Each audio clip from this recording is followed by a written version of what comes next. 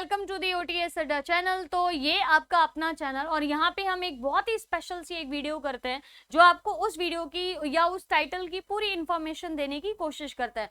आज का ये नया टॉपिक है, यानी कि भारत की अमूर्त सांस्कृतिक विरासत की बात करेंगे, इनटेंजिबल कल्चरल साइट्स की बात करेंगे जो यूनेस्को के द्वारा जो है घोषित की जाती हैं। इसमें एक नया नाम ऐड किया गया है। क्या है वो नया नाम और कौन कौन सी साइट हमारे इन 14 साइट्स में से आ रही है? क्या ये यूनेस्को की 40 वर्ल्ड हेरिटेज साइट से अलग है? तो यस, यूनेस्को की 40 वर्ल्ड हेरिटेज साइट्स जो हैं वो आपकी सेपरेट है। यूनेस्को के द्वारा 1983 में पहली बार, जिसमें कि ताजमहल, आगरा फोर्ट, अजंता, एलोरा केव्स जो हैं वो शामिल हैं। 1983 के अंदर यूनेस्को के द्वारा पहली बार भारत के जो ऐतिहासिक स्मारक हैं या मॉन्यूमेंट्स हैं या कुछ केव्स हैं उनको पहचाना गया था, पहली बार आइडेंटिफाई किया गया था। और अभी हमारा आखिरी 2021 के अंदर धोलावीरा जो गुजरात की साइट है उसमें उसको हम आखिरी यानी कि 40वीं अपनी वर्ल्ड हेरिटेज साइट्स के नाम से यहाँ से जान रहे हैं। अब एक नई चीज जो ऐड हुई है वो है आपकी 14 इंटेंजिबल कल्चरल साइट्स। अब इंटेंजिबल का मतलब क्या है, अमूर्त का यहाँ पे मतलब क्या है कि हमारे ट्रेडिशन और एक्सपोर्ट, यानी कि देखिए किसी भी देश की अपनी सभ्यता, अपने नॉलेज, उसका आर्ट, उसका कल्चर, उसके क्राफ्टमैन, कोई भी इंपॉर्टेंट मार्शल आर्ट, कोई भी नया गीत, कोई भी फेस्टिवल, बनाई जाने वाली ऐसी कोई चीज जो हर जनरेशन पास होती है, जैसे पपेट्स बनाए जाते हैं, पोट्री की जाती है, क्ले से बर्तन बनाए जाते हैं, कुछ भी क्ले पोट्री की जा रही है, किसी नेचर से संबंधित कोई चीज है, कोई ऐसी चीज है जो आगे क्राफ्ट्समैन के थ्रू पास हो रही है, कोई रिचुअल है, कोई फेस्टिवल है। भारत त्योहारों का देश कहा जाता है और इस देश के अंदर हर दिन जो है एक त्योहार बनता है। उसमें से बहुत सारे स्पेशल फेस्टिवल्स जो है वो हमने ऐड किए। 40 वर्ल्ड हेरिटेज साइट्स की क्लास आपकी अलग से होगी। इसको जरा समझने से पहले एक बार यूनेस्को को समझ लेते हैं। यूनेस्को की फुल फॉर्म है आपकी United Nation Educational Scientific and Cultural Organization. तो ये देश भर में एक पीस जो है वो उसको स्थापित करने की कोशिश करता है। जैसे अगर हम किसी भी देश के जो इंपॉर्टेंट मॉन्यूमेंट्स है उसको पहचानते हैं, जैसे एजुकेशन से, आर्ट से, साइंस से रिलेटेड है, कल्चर से रिलेटेड है, क्राफ्टमैनशिप से रिलेटेड है, तो ये चीजें जो है वो कहीं ना कहीं आपस में देशों को जोड़ता है।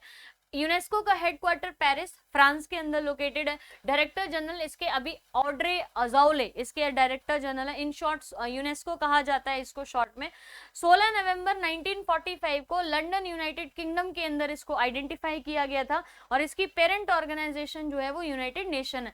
इंडिया के लिए इंपॉर्टेंट ये है कि इंडिया जो है वो इसका फाउंडर भी है। United states, France, Brazil, China, Turkey and बहुत सारे कंट्री।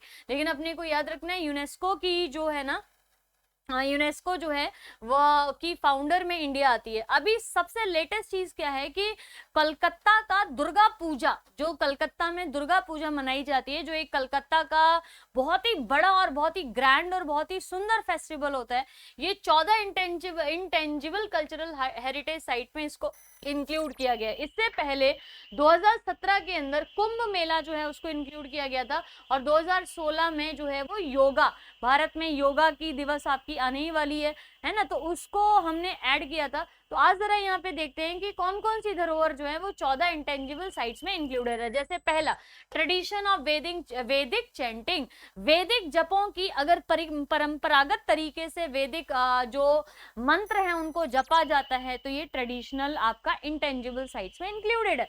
रामलीला जो रामायण के एक भाग का हिस्सा है और रामलीला जो है वो हमेशा नवरात्रों के बाद जो रामनवमी आती है वहां पे परफॉर्म किया जाता है। ये भारत की अमूर्त सांस्कृतिक विरासत में शामिल है।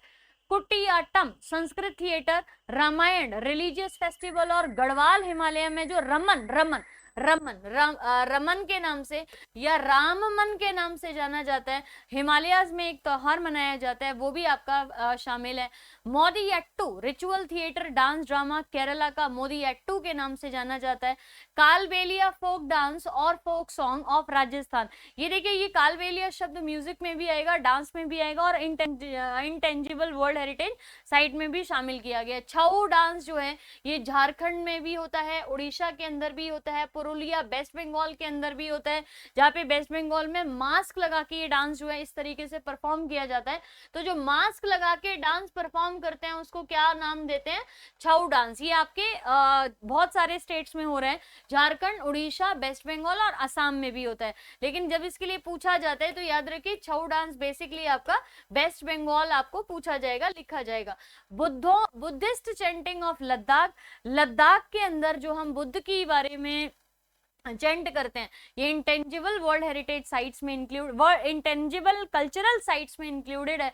Ladakh region of the Himalaya, Jammu Kashmir में ये सेलिब्रेट आपका, या उसके हिसाब से हमने उसको इंक्लूड किया गया। मणिपुर का संग कीर्तन, पारंपरिक गायन और नगाड़े के साथ जो नृत्य किया जाता है वो आपका इंटेंजिबल यानी कि अमूर्त सांस्कृतिक विरासत में शामिल है। ब्रास और कॉपर के बर्तन जो पंजाब के अंदर बनाए जाते हैं, पंजाब के जो ठट्टर होते हैं ना वो इनको बनाते हैं। ऐसे बर्तन आपने घरों में भी देखे होंगे जो किसके बने हुए हैं, ब्रास के और कॉपर के जो बर्तन हैं वो आपके पंजाब के अंदर ठट्टरों के, ठट्टर कहते हैं ना जो बर्तन बनाते हैं। हालांकि अब ये बहुत ज्यादा कॉमन है, पर जो जिसको अमूर्त सांस्कृतिक विरासत में शामिल किया गया वो पंजाब के ठट्टर के द्वारा। योगा आपकी शामिल की गई है, नवरोज जो त्योहार है उसको शामिल किया गया है, कुंभ मेला जैसे हमने पढ़ा 2016-17 में आपकी 2 साइट्स इंक्लूड की गई थी तो कुंभ मेला शामिल है। और आखिरी 14वां जो है वो पूजा, दुर्गा पूजा जो वेस्ट बंगाल में आपकी सेलिब्रेट की जाती है। तो ये 14 इंटेंजिबल हेरिटेज कल्चरल साइट्स जो हैं वो याद रखनी है। अमूर्त सांस्कृतिक विरासत भारत के अंदर यूनेस्को की तरफ से 14 जो साइट्स हैं उनको इंक्लूड किया गया है। तो अब आप 40 जो साइट्स हैं उनको अलग रखोगे और आपकी इंटेंजिबल कल्चरल साइट्स जो हैं यूनेस्को की 14 उनको अलग रखोगे। इन 40 में आपके पास जो साइट्स हैं वो कल्चरल, मिक्स, ऐसे करके हम डिफाइन करते हैं ना, तो हम 3 पार्ट्स में इनको डिफाइन करते हैं ना, तो वो आपका अलग से सेगमेंट करेंगे। अभी के लिए आप याद रखिए अमूर्त सांस्कृतिक विरासत भारत के अंदर 3 आपकी 14 शामिल की गई हैं, 14 शामिल की गई हैं।